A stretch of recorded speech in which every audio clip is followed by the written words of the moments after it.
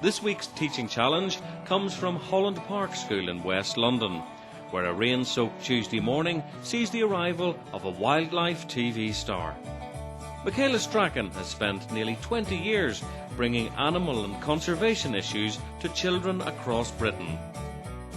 Michaela now lives in South Africa, but has returned to Blighty, accompanied by her 18-month-old son,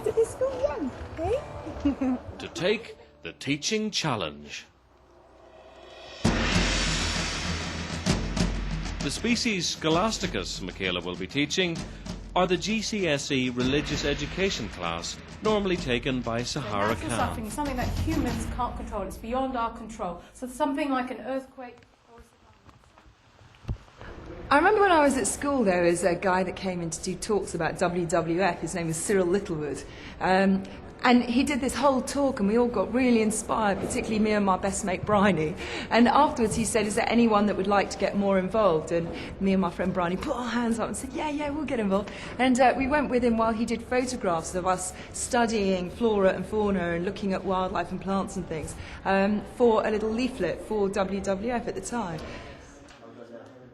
I think teaching is quite a scary thing. I've never done it before, so it'll be interesting, but I'm looking forward to it. And so hopefully we can get a really good debate and discussion going with the kids. I think I'll just smile at them and hope for the best, because I'm not very good at discipline. I've got my little 18-month-old, and discipline's not something I'm finding that easy. I just find things quite funny generally.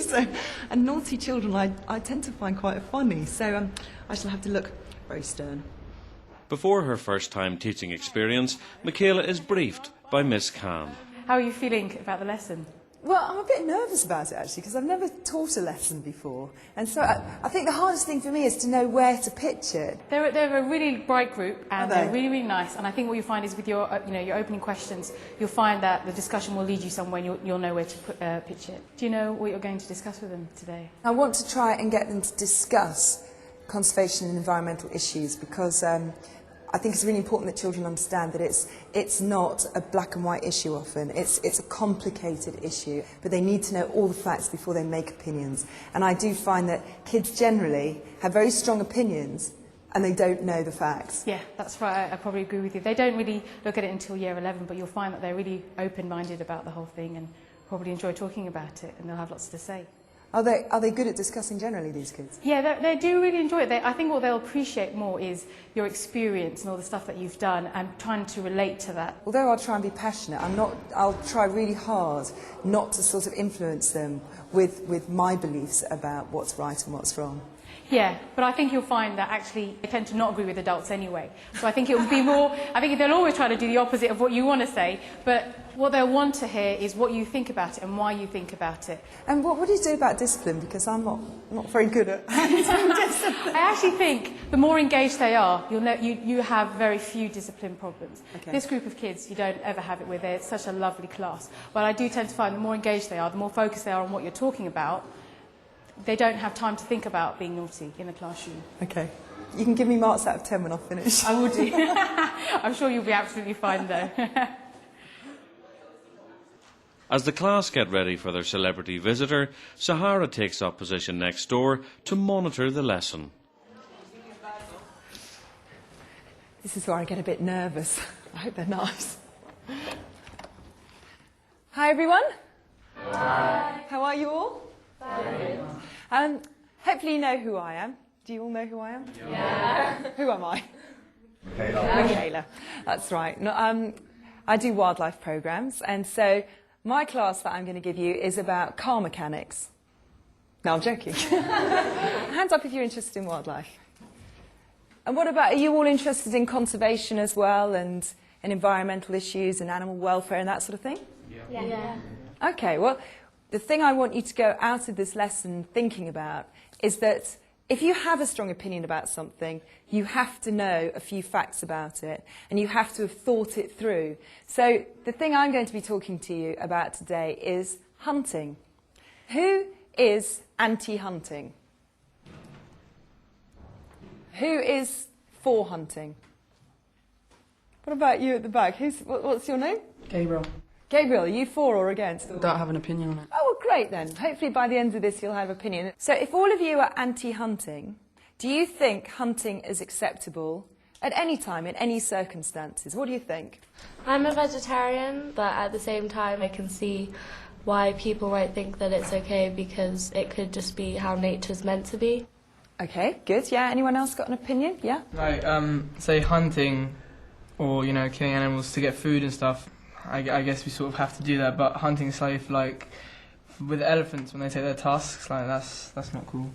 Okay, well, that's brought up a lot of good points, actually. That's really good. She's introduced the topic, she hasn't patronised them, she's been very clear about what her expectations are. Do you all know what indigenous means? Does anybody know what that means, indigenous people? So that means people that live in an area and they live off the land. So do you think it's okay if indigenous people hunt animals if they're going to use those animals for themselves as food? What do you think about that? So yeah, pretty much a majority, and I think I'd agree with you on that. It is. What do most of you think about sport hunting?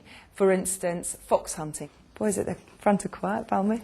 Well, I think that going and killing an animal for yourself is kind of wrong, because you don't know how long the animal's lived, and you could be killing like a 1-month-old thing. See, I like that. She's encouraging people at the front of the class to speak, so picking on certain students, there's always some who'll be more quieter than others. You can buy meat from like supermarkets and stuff, even though they're also killing animals, but I think it's probably better to get it from the supermarket rather than kill it yourself.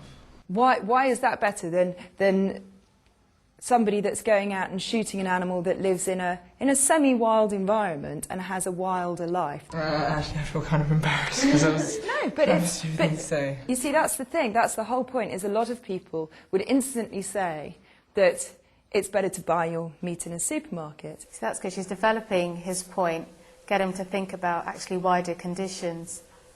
I think that anybody who's willing to eat meat should be able to face the fact that they are killed. And I think, Maddie, as a vegetarian, you often have very different opinions. You can say, well, I don't think it's right for people to kill themselves, if that makes sense. But I think, actually, no, let's stay on with that point. Let's take this scenario then.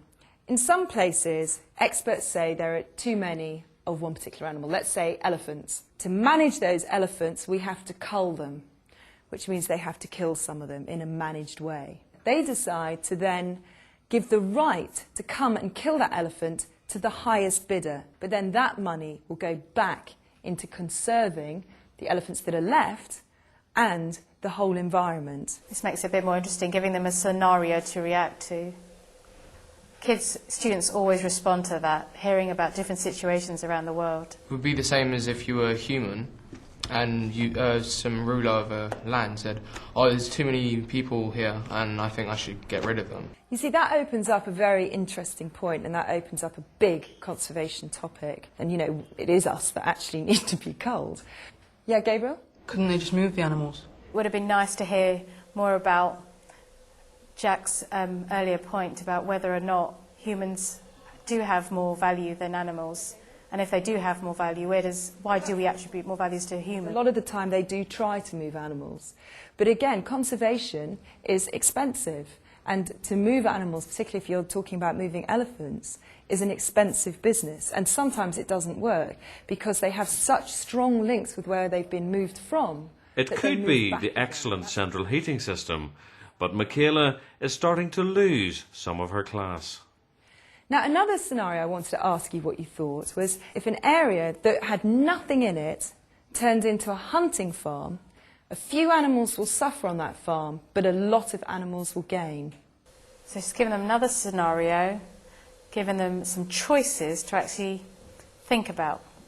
In every situation, something is going to suffer, whether it's like small suffering or a great suffering. So you have to kind of consider whether there's going to be more bad than good in the situation. Maddie, that is exactly, I think, the point, isn't it? In conservation, there really isn't a perfect answer. It's a compromise. It's about finding the best compromise that you can. So have I made you all think more deeply about that particular subject, about hunting? Yeah. Do you all feel exactly the same, though, that you're anti it? Yeah. Anyone change their opinion? Great. And that's a nice way of, summing up the discussion, really asking them whether or not they've changed their mind about things. Is there anything that anybody wants to ask me? Have you ever witnessed any hunting or anything like that? I've seen a lot of very, very cruel things. Fortunately, I've never seen an animal die from a bullet. Charlie? Have you ever met an animal that's on the brink of extinction? Just recently, I've got back from trips to Borneo, and we've been filming orangutans. Because their numbers are declining so quickly and their habitat is being destroyed at such a vast rate, you know, they are on the brink of extinction. And I just think if we let beautiful animals that everybody loves disappear, then it doesn't hold much hope for some cricket or frog or whatever that maybe doesn't, you know, get such good press. Well, I think that's brought our class to an end. We've had a really good discussion and you've all been amazing at thinking things through, because you can't just do conservation by letting your emotions take over, because it is a practical issue. Do you think I've done my job? Yeah. Well, you were certainly a great class to teach. Thank you very much. Bye.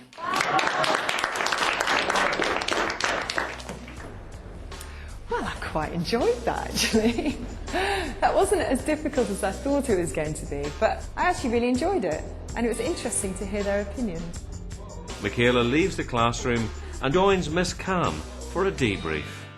That was an amazing lesson. I really enjoyed watching you. Thank you. That was very sweet of you to say. No, they really responded to what you were saying. I think the best bits were when you spoke about your personal experiences and what you saw, because they were able to feed off of that and give you what they thought about that. I thought it was interesting that none of them were into fox hunting. Now, if I'd gone into a school in the countryside, then there probably would have been more people that would have been for fox hunting, because that's what they know, than against. I found it really interesting that despite the fact that you were against fox hunting, you still gave them the other side and said, you know, this is why someone may be interested in it, may like it.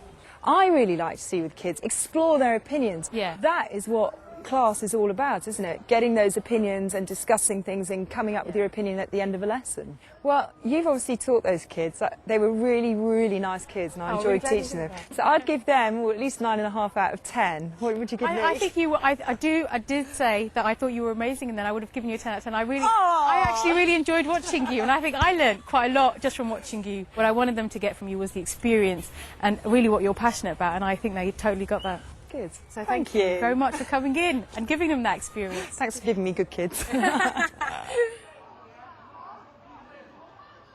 I thought the lesson was good because we had Michaela in, who knows what she's talking about, and she's had a lot of experiences of what's gone on in the wildlife. I really enjoyed it because it's definitely something that I'm interested in. When she asked us what we thought about hunting, and then she told us, like, well, actually, what do you think about it like this? And it was really strange because we are like, oh. Now, I thought those kids were really great at discussing and forming opinions, and I really hope that my little 18-month-old will be as good as that when he grows up. Talking of which, has anyone seen him? Sure, I came in with a pram, a grandmother and a baby, and I can't see any of them. I think I better go and find them. Bye.